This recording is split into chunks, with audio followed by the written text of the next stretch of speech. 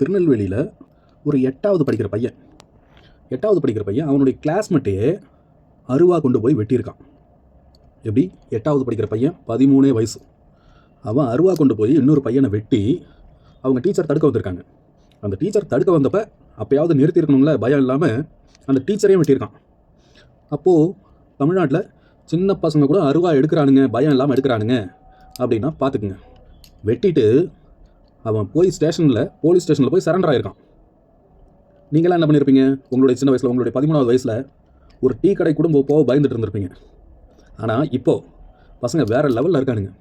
அருவா எடுத்து வெட்டிட்டு போலீஸ் ஸ்டேஷனில் போய் சரண்டர் வேறு ஆகிருக்கான் பார்த்துங்க. அப்போது இது என்ன தெரியுதுன்னா, கிரிமினல்ஸ்க்கு மட்டும் இல்லை, இப்போது சின்ன சின்ன பசங்களுக்கு கூட போலீஸ்னால் பயம் கிடையாது, கோர்ட்டுனா பயம் கிடையாது, ஜட்ஜுன்னா பயம் கிடையாது. ஏன்னா என்ன நினைக்கிறாங்கன்னா, ஏதோ இது மாதிரி தான், ஒரு ஜோக்கர் மாதிரி தான் இருக்காங்க போல இருக்கு இவங்கெல்லாம். அப்போது இத்தனை பேர் போலீஸ் இருந்து ஒன்றும் பிரோஜனம் இல்லை, கோர்ட்டு இருந்து பிரோஜனம் இல்லை. ஏன்னா இன்னொரு லேடி ஒருத்தவங்க அந்த சைடு தான், ஒரு போலீஸ்காரருடைய அம்மாவே அவங்க வீடுக்கு வந்து கொலை பண்ணி 7 பவுன் நகை செயினை வந்து அறுத்துட்டு போயிருக்கு. அந்த பொம்பளை மேலே ஏற்கனவே ஒரு சின்ன பையனை நகைக்காக அவன் நகையை செயின் ஏதோ போட்டு இருக்கா, அந்த நகையை பிச்சுட்டு அவனை தண்ணியில் தள்ளி கொலை பண்ணியிருக்கு, சின்ன பையனா. அந்த கேஸு நிலுவையில் இருக்கான். அதுக்கப்புறம் வேறு ஏதோ ஒரு பொண்ணு, இளம் பெண் அப்படிங்கிறாங்க, அந்த பொண்ணையும் கொலை பண்ணி நகையை வந்து திருடி இருக்கு. அந்த லேடிக்கு ஏன் இன்னும் தண்டனை கொடுக்கல? அப்போது இவங்கெல்லாம் வேலை செய்கிறாங்களா இல்லையா? கோர்ட்டெல்லாம் வேலை செய்தா இல்லையா? அது எப்படி இத்தனை கேஸை வந்து பெண்டிங்கில் வைப்பாங்க? சோ அநேகமாக இந்த கோர்ட்டெல்லாம் வந்து தனியார் தான் கொடுக்கணும் போல இருக்குது. மக்களுடைய வரி பணத்தில் சம்பளத்தை வாங்கிட்டு ஓபி அடிக்கிறானுங்க, செம்மையாக ஓபி அடிக்கிறானுங்க.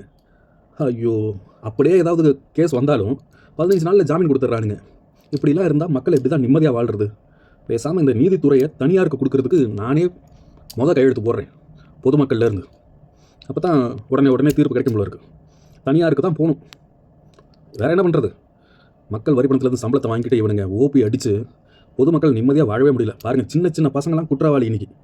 இப்போ இவனாவது ஜெயிலுக்கு போவானா அப்படின்னு கேட்டிங்கன்னா கிடையாது. சீர்திருத்த பள்ளி இருக்கு இல்லையா, அங்கே போவான், ஒரு 3 மாதத்தில் ஜாமீன் கொடுத்துருவாங்க, வெளில வந்துடுவான். இந்த 3 மாதத்தில் அவன் உள்ளே ஏற்கனவே சிறுவர் சீர்திருத்த பள்ளியில் இருப்பாங்க இல்லையா பசங்க, இந்த பொறிக்கு பசங்க, இவங்களாம் வந்து உள்ளே இருப்பானுங்க. ஏற்கனவே இந்த மாதிரி ராவடி பண்ணிட்டு வரவனுங்க தான், கொலை பண்ணிட்டு வரவனுங்க, இவனுங்க கஞ்சா அடிக்கிறவனுங்க, வழிபறி பண்ணுறவனுங்க, இவங்க தான் உள்ளே இருப்பானுங்க. இந்த 3 மாதத்தில் அவனுக்கு கூட நல்லா இவன் வந்து மிங்கில் ஆகிடுவான். இந்த பையன் வெளியில் வரும்போது திரும்பி வருவானே, ஒரு கிரிமினலாக தான் வருவான். ஏன்னா ஜெயிலுங்கிறது ஒரு யூனிவர்சிட்டி மாதிரி, உள்ளே போய் எவனும் திரும்பி வரதில்லை. நல்லா ப்ராக்டிஸ் பண்ணிவிட்டு கான்டாக்ட்ஸ் டெவலப் பண்ணிவிட்டு வெளியில் வரும்போது ஒரு பக்கா கிரிமினல் பிஸ்னஸ்மேன், அதாவது கிரைம் பிஸ்னஸ்மேனாக தான் வரான்.